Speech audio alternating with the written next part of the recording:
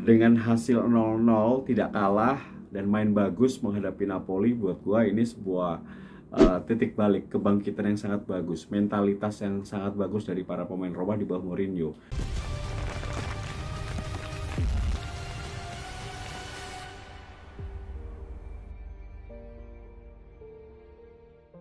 Kali ini gue akan membuat review pertandingan antara Roma menghadapi Napoli dan juga preview Cagliari menghadapi Roma di Giornata ke-10.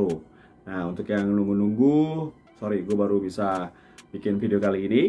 Dan menurut gue menghadapi Napoli adalah titik balik ya. Sebuah hal yang cukup bagus ketika Roma kalah 0-1 menghadapi Juve, kalah 1-6 menghadapi Bodo di Conference League.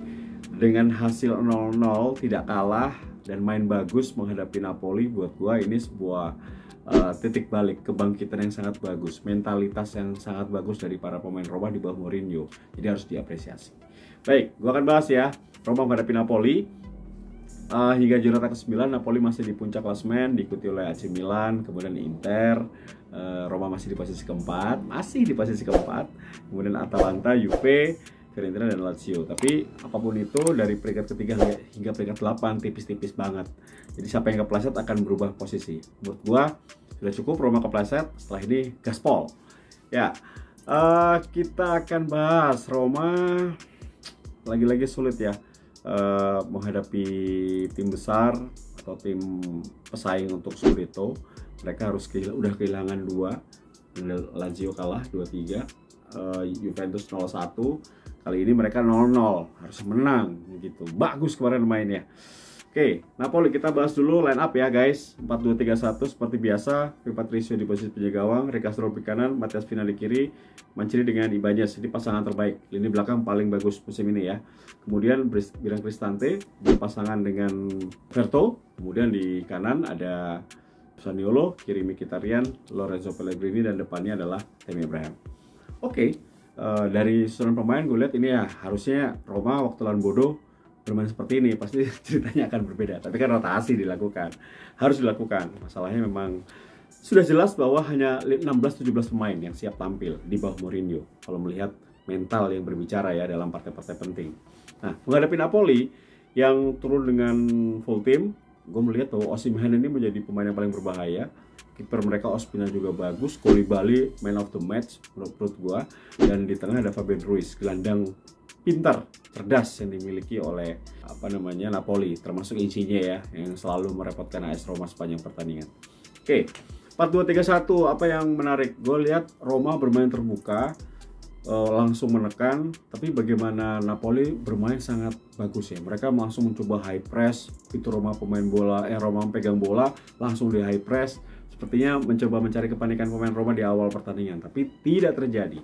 Justru ada satu peluang pertama dari Roma itu umpan dari Bryan Cristante ya kepada Tammy Abraham. Hanya saja Tammy Abraham masih melenceng, padahal tinggal di pressing aja masuk tuh. Kalau masuk berubah tuh cerita pertandingan.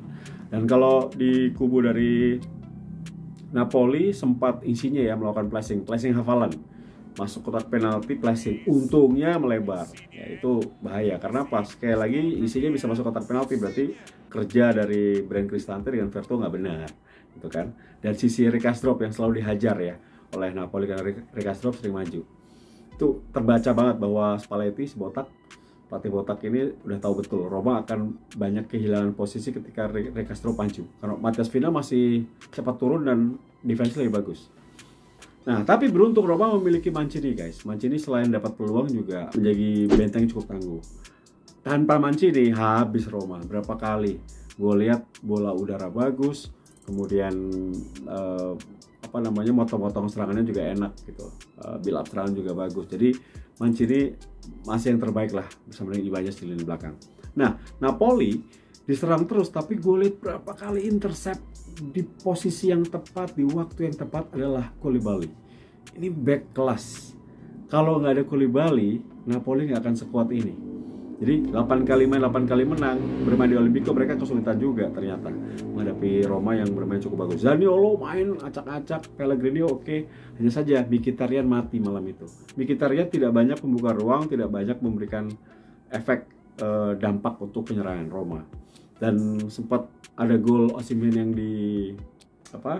anulir, deg-degan juga lihat ya, ternyata emang offside. Tapi itu memang bahaya nih, striker asal Nigeria ini luar biasa, main cukup bagus ini, bersama dengan Insigne menjadi senjata utama dari Spalletti. Tapi secara keseluruhan, meskipun 0-0 tidak menang, tapi gue melihat ini kemenangan buat mentalitas dari para pemain Roma sudah kembali. Kalah lawan Juve 0-1, kalah 1-6 menghadapi Bodo dalam 2 pertandingan beruntun, tidak mudah loh untuk bangkit. Dan gue salut, di bawah Mourinho, mental Roma itu petarung, mental juara terlihat. Beda dengan pelatih sebelumnya. Ketika kalah 1-0, bisa recovery tapi lama. Ini recovery berapa hari doang loh. Dari Norway dibantai 1-6 itu hal tidak mudah. Dicela, dibully, buat para pemain tidak mudah untuk bisa bangkit. Malam itu mereka tampilkan bahwa Roma yang sebenarnya seperti itu. Kalau Roma bermain seperti ini, persaingan menuju ke Scudetto, persaingan 4 besar, oke. Hanya saja memang rotasi lagi-lagi mudah terbaca ya. Meskipun memang gue tahu hanya 16-17 pemain yang ada, tapi Mkhitaryan kenapa nggak cepat ditarik gitu, digantikan El Shaarawy atau Samurodov atau Charles Perez gitu. Sedangkan Zaniolo bermain cukup bagus. Jadi menghadapi Napoli, selain titik balik Roma, ada 4 pemain yang main menurut gue mendapatkan sorotan ya, harus main di atas rata-rata. Mancini, Zaniolo, Rickastrop, sama Brand Cristante. Itu 4 itu pemain bermain luar biasa. Jadi mereka di posisinya masing-masing, di porsinya masing-masing, sehingga isinya mati kutu. Osimhen juga mati kutu. Hanya saja memang finishing dari Roma ini masih harus menjadi kendala. Bahwa Tammy Abraham hanya lari-lari saja, gue rasa memang asupan ke dia kurang bagus, kurang banyak. Salah siapa ya? Salah di tengah lah. Mkhitaryan kurang kreatif, Zaniolo juga belum dapat memberikan umpan asupan bola yang enak. Pellegrini juga mati kutu, kemarin dimatikan oleh Anguissa ya. Anguissa bermain cukup bagus bersama dengan Fabian Ruiz di lini tengah dari Napoli. Tapi 0-0 oke, menurut gue sebagai fans gue tidak sedih, tapi nanti harus bangkit di pertandingan berikutnya. Oke, itu yang pasti Roma bisa mematahkan 8 pertandingan tanpa kalah di Napoli, mereka patahkan. Jadi pertandingan ke-9 mereka seri. Sorry ya Spalletti. Alright, kita menuju ke pertandingan berikutnya guys. Pertandingan berikutnya adalah menghadapi Cagliari. Cagliari adalah peringkat 2 dari bawah ya. Cagliari menjadi tim yang saat ini bercokol di posisi ke-19 dengan 1 kali menang, 3 kali seri, 5 kali kalah. Meskipun di situ ada beberapa pemain bintang ya, Diego Godin, mantan Inter, juga tim nasional Uruguay.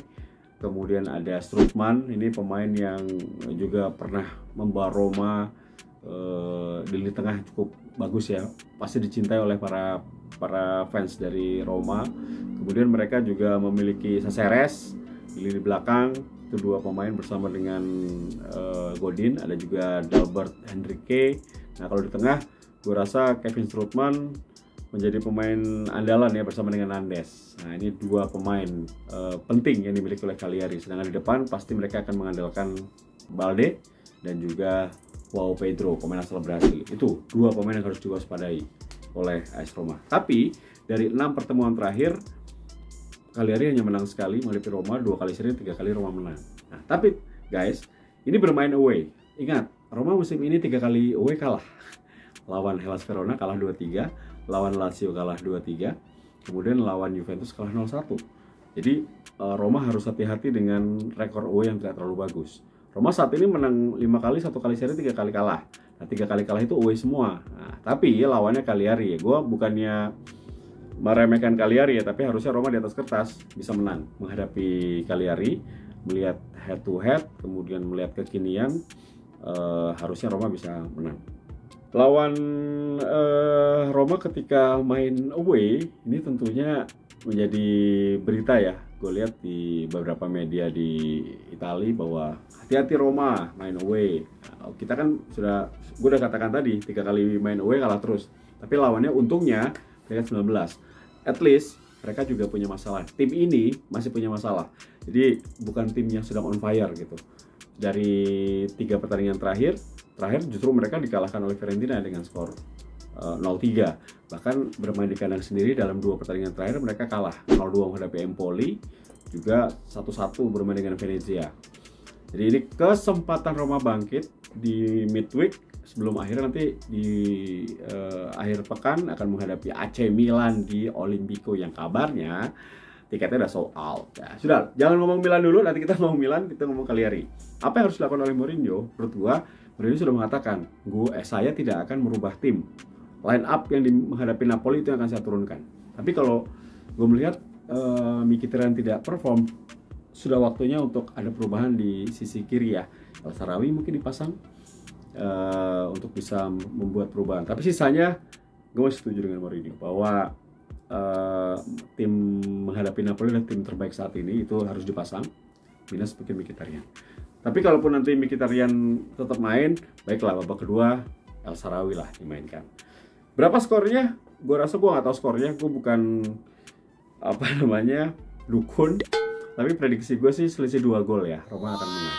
Dan semoga Pellegrini akan mendapatkan banyak ruang sehingga bisa cetak gol atau bisa memberikan umpan untuk Tammy Abraham untuk bisa membawa Roma meraih 3 poin di kandang dari Cagliari, sehingga peringkat 4 masih aman, kemudian akan fight menghadapi AC Milan di Grande Partita di akhir pekan. Gitu guys, jadi kita berharap bahwa Roma menang. Nanti kita akan ketemu lagi di review dan preview berikutnya di Tes 10 TV. Terima kasih sudah menyaksikan Tes 10 TV. Daja Roma, Forza Roma, jaga kesehatan. Tio Nugroho, sign out. Bye.